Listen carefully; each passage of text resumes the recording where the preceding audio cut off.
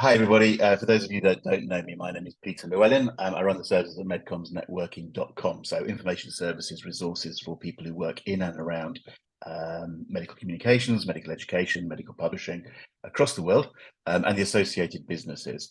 And one of the things we do is we do quite a lot of work to provide information to people who are interested in our business. Maybe you want to become a medical writer, account manager, and so on. So you'll find lots of information at firstmedcommsjob.com. And we produce lots of video content over at NetworkPharma TV. You'll find hundreds now of videos on all sorts of topics. I'm having a bit of fun at the moment. I'm talking to people across the business about their personal stories. How did they get into the business? What are they doing now? To give us a little bit of an insight into what happened. So absolutely delighted Sarah's joined me today. I'm not going to preempt what you're going to say, Sarah. I'm just going to ask you to start by just introducing yourself, and we'll talk through your personal journey from there. But who are you and where are you? Yeah, hi, I'm Sarah Funderburk. I'm a Senior Medical Strategy Director at Caudex. It's an IPG Health medical communications company, one of 8 in a large network. I am based in London, so despite my accent, I've been in London for about 6 years now, but I've been with Caudex for 12 years. So Okay. 6 of those years over in New York, and now coming up to 6 years in London. And Okay. I guess that's an interesting title. So my role is Senior Medical Strategy Director. So I don't necessarily work on one particular account. I work across accounts in our business. We have a kind of a unique offering in Caudex, a senior medical strategy team that kind of sits across accounts and kind of can dip in and dip out and provide strategic advice, internally, externally, do a lot of business development, but really anything that really requires kind of that extra kind of strategic piece is what we're involved in. So it's a fun role.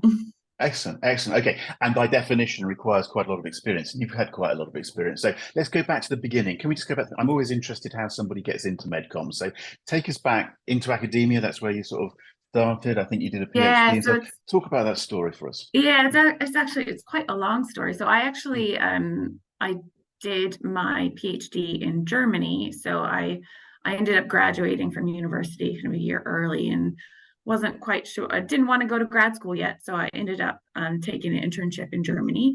And then after a few months, my boss, my PI, was just like, just stay here for your PhD. So I did, kind of the path of least resistance.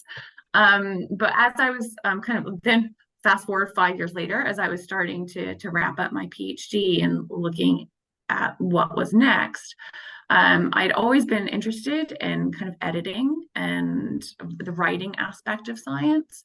And for a long time, even as I was kind of very keen on the idea of potentially joining one of the nature journals. And so I had actually applied for an internship at Nature, but I hadn't. They were really slow to respond. And in the meantime, I was just kind of like looking at other options. And likely I was going to do a postdoc because I wasn't quite ready to give up academia at the time. But my first introduction to MedComms was actually while I was in Germany. I went to kind of a job fair. And there was a company that was based in Mannheim that was kind of advertising, like, do you know science? Do you speak English? And I was like, oh, this is interesting. And I think at the time they were one of the Knowledge Point 360 companies. Yeah. And I interviewed with them and talked, and it sounded really interesting. I really liked the idea of what they were doing. But I was a bit too scared to leave academia. So I ended up accepting a postdoc position in New York instead at Mount Sinai and the neurology department. Moved to New York. A couple weeks after I moved to New York, I discovered I did indeed get the Nature internship that I'd always wanted. But I'd already accepted.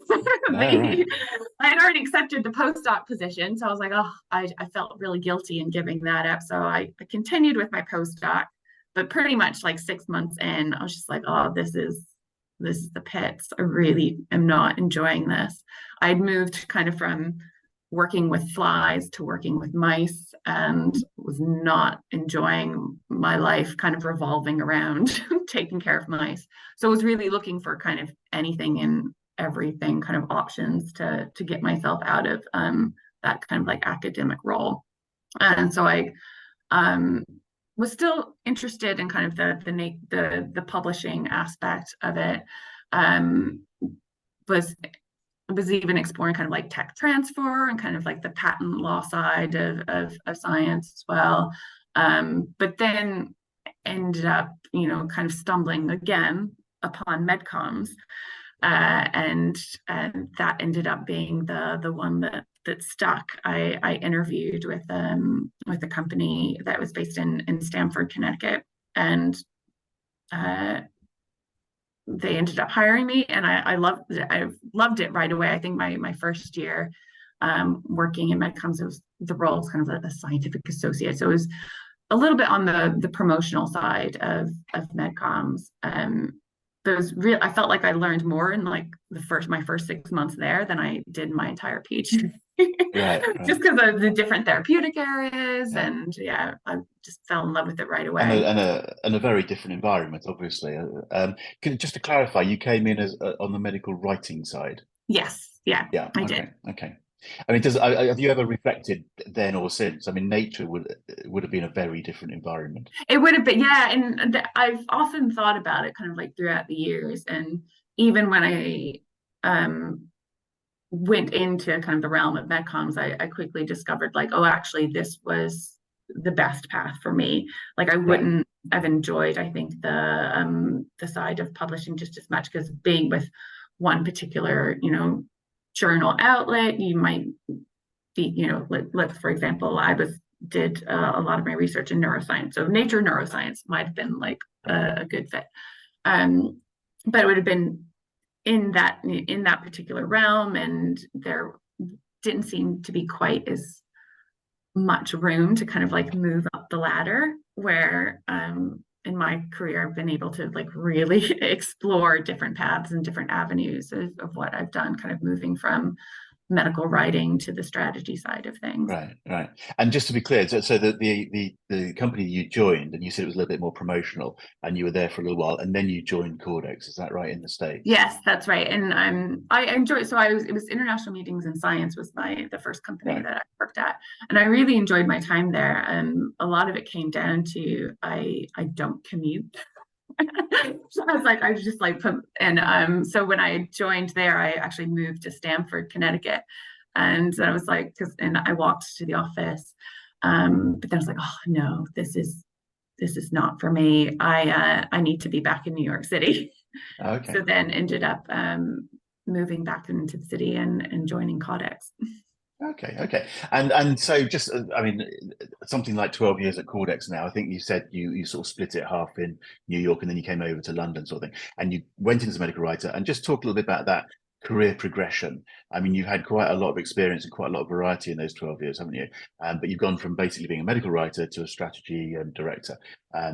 Talk a little bit about the career progression side of things. So people are interested in that. So I almost joining, because I worked on joining Caudex, both kind of like publications and medical affairs. Mostly publications was kind of the realm that I was starting off when working in, both kind of like immunology and cardiology side of things. So started off, working on abstracts, posters, manuscripts. Pretty quickly got to work on some business development pitches, kind of like right away, coming in as a medical writer, which was exciting, and gave me some good experience. Actually, my first day on the job, I went to a client meeting, so I didn't even go into the office. I went to a client meeting. There was a lexicon workshop, so they kind of like threw me right in, which was really great. So doing those kinds of projects, and then kind of going from the developing more experience, becoming kind of a more senior writer, and looking after more of the kind of the planning and the strategy side of things, so the publication planning, and working with like the developing steering committees for the publications. and from there just kept on working and working on business pitches as well, until kind of eventually one of the accounts that I'd started off on as a medical writer was really kind of the lead person, and ended up with that account becoming one of the scientific director for the account. I mean, it was partially the company actually wanted to poach me. So there was some impetus to like, okay, I am kind of like leading the account now. That makes sense. But and from there, kind of like Caudex itself, I think when I first joined 12 years ago, was largely publications. So some medical affairs, but still maybe like 65, almost 70% publication. So a lot of the work I was doing was there, where we're very different now. We pretty much like almost split, like I think it's around like 30 something percent, and promotional and commercial scientific communications, but like 40% medical affairs, and the 30% publications. So so as we kind of evolved over the years as a company, I also got to evolve and kind of working on more medical affairs accounts, and some of the different types of projects that came with that as well, and kind of taking my kind of, as I was now as the scientific director, taking my hat to those. Then the reason I ended up moving to the UK almost 6 years ago was we were kind of lacking a senior leadership role to look over one of our really large accounts here, where the client was based in Europe, and so it made sense to have kind of like the senior scientific person that was like looking after this multi-million-dollar account kind of over here, and so made the move to take on that position over here. And that account was kind of more medical affairs. So got to leave kind of more of the publication side behind and work on kind of meetings. And that was really looking after like multiple different teams within for one therapeutic area in one account. Yeah. And you're happy in London now? Yeah, so funnily enough, like when I moved over, it was very much as a con man. I was like, oh, come over and 1 to 2 years, kind of get things like settled and in place, but very much want to move back to New York. And then after a year or two, I was like, you settled down. I'm good. I'd like to stay.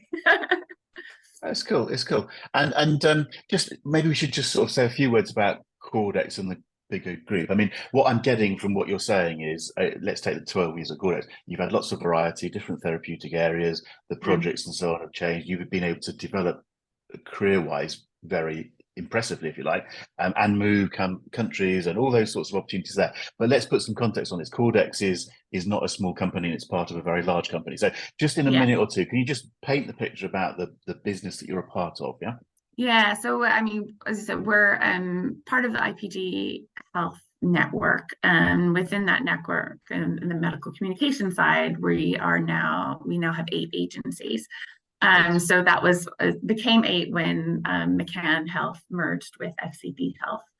It's been over a year now, maybe a year and a half.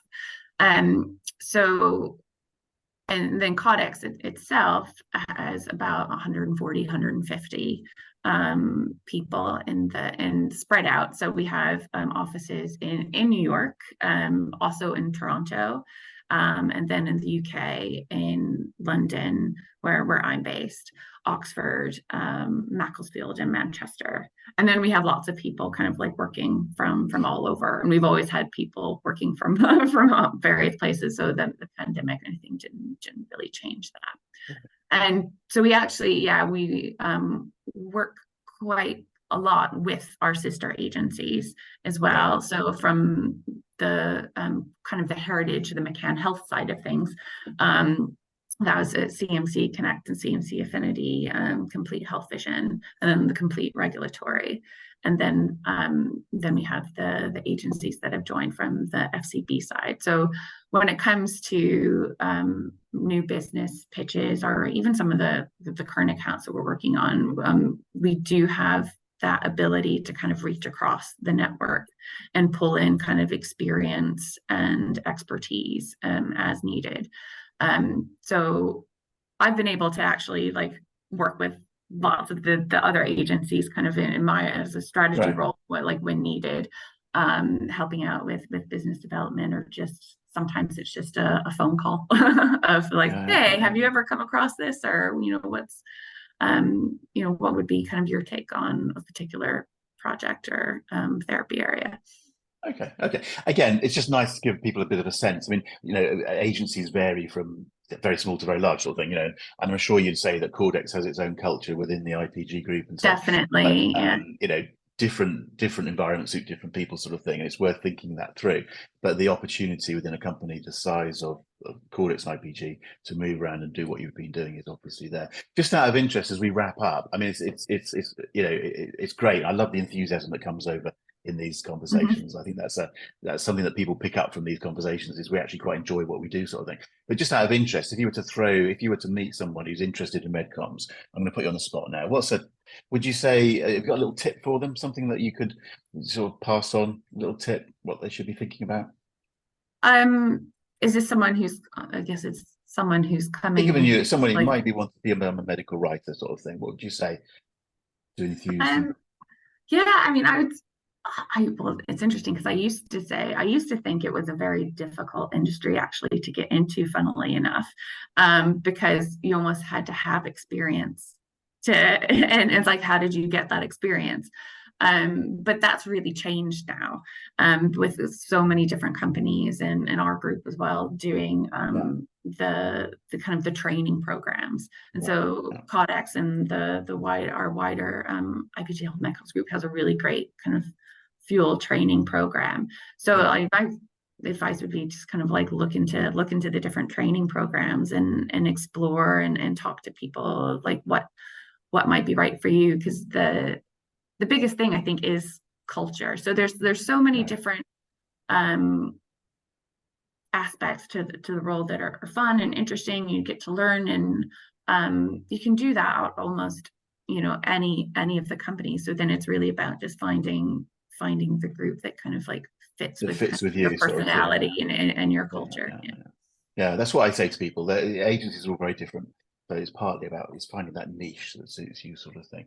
But okay, that's absolutely fantastic. So look, thank you very much. It's lovely to spend this time with you, and I know we could talk more, but for the purposes of this, I'm going to say thank you very much. We're going to call a halt to that. I know I can speak for you and say if anybody's interested in learning more, they can reach out to you. LinkedIn is an easy way of doing it. Yeah. So, but thank you ever so much for sharing your story, and good luck. I'm glad it's working out very well. Take care. Cheers. Bye.